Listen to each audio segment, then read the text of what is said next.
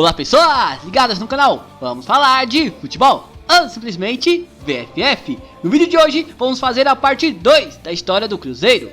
O ano de 1961 começou com tudo para o Cruzeiro, com um título estadual e vaga garantida para o Campeonato Brasileiro de 1962, visto que na época só o campeão estadual jogava a competição nacional. 1961 foi também o ano de mais uma disputa de nacional, porém na edição o clube só passou pelo Santo Antônio do Espírito Santo, pois logo na fase seguinte caiu diante do América do Rio de Janeiro. O ano de 1962 não foi do jeito que os cruzeirenses queriam.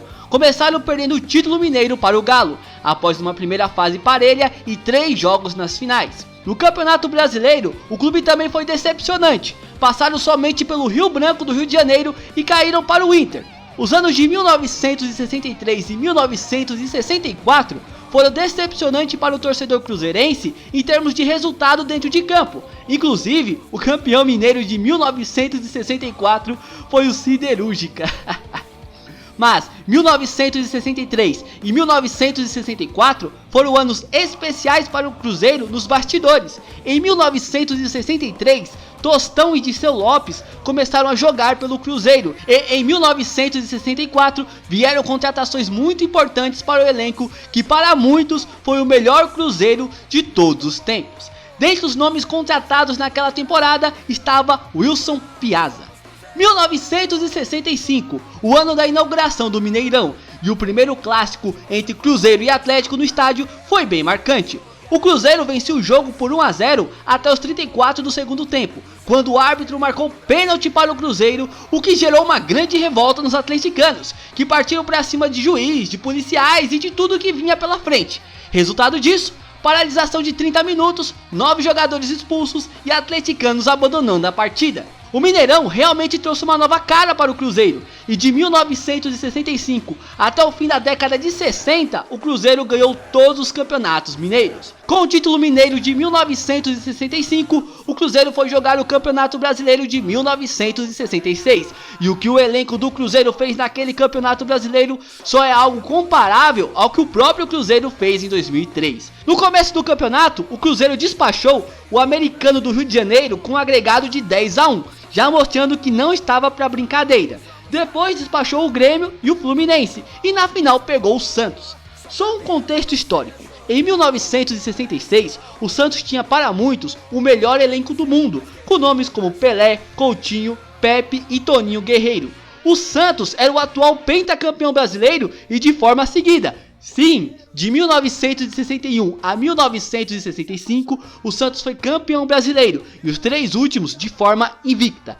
Claramente o Santos era o favorito para conquistar o título, porém o primeiro tempo do primeiro jogo acabou simplesmente 5-0 para o Cruzeiro.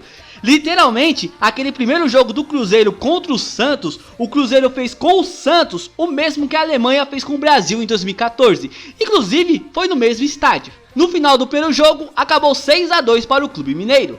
No segundo jogo em São Paulo, ao final do primeiro tempo, o Santos vencia por 2-0. E como o Santos era um clube espetacular, a confiança fez com que o presidente do Santos procurasse o presidente do Cruzeiro ainda durante o intervalo, para decidir que o terceiro jogo seria realizado no Maracanã. Com certeza, uma das piores decisões da staff do Santos de todos os tempos. Isso serviu de gás para os cruzeirenses, que viraram o jogo, se tornando assim o primeiro clube de Minas Gerais a ser campeão nacional, e ainda de forma invicta. Conquistaram a classificação para a Libertadores e de quebra, Tostão e Dirceu Lopes principalmente entraram para o hall das estrelas do futebol brasileiro. Um pouco antes desse feito histórico, em 1966 do Cruzeiro, Tostão já tinha se tornado o primeiro jogador de um clube de Minas Gerais a jogar uma Copa do Mundo. Porém, infelizmente, na Copa de 66, o Brasil teve uma atuação bem discreta. Mas, na Copa de 1970, Tostão ao lado de Piazza, Fontana e Brito, outros jogadores do Cruzeiro na época, trouxeram para nós o tricampeonato da Copa do Mundo.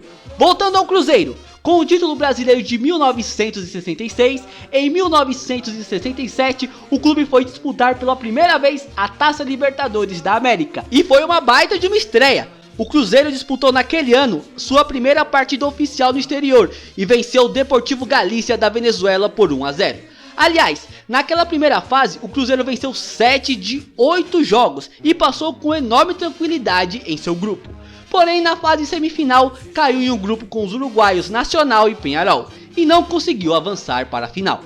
Ainda em 1967, o Cruzeiro jogou o torneio Roberto Gomes Pedrosa, um dos campeonatos brasileiros na época, e não passou da primeira fase. Já em 1968, jogou a Taça Brasil, que era outro campeonato brasileiro na época, e chegou até as semifinais, onde perdeu para outro time lendário dos anos 60, o Botafogo. Em 1969, mais páginas heróicas escritas na história do clube. Naquele ano, o Cruzeiro já tinha um super elenco, porém outra lenda do futebol se juntou ao elenco do clube, Palinha. Aí não tinha como dar em outra coisa. Mais uma campanha épica do Cruzeiro, que só não foi campeão brasileiro por um gol de saldo. Literalmente por um gol de saldo. Dizem que somos loucos da cabeça. Amamos o Cruzeiro, é o que interessa. O mundo inteiro teme a bestia negra. Seremos campeões e não se esqueça.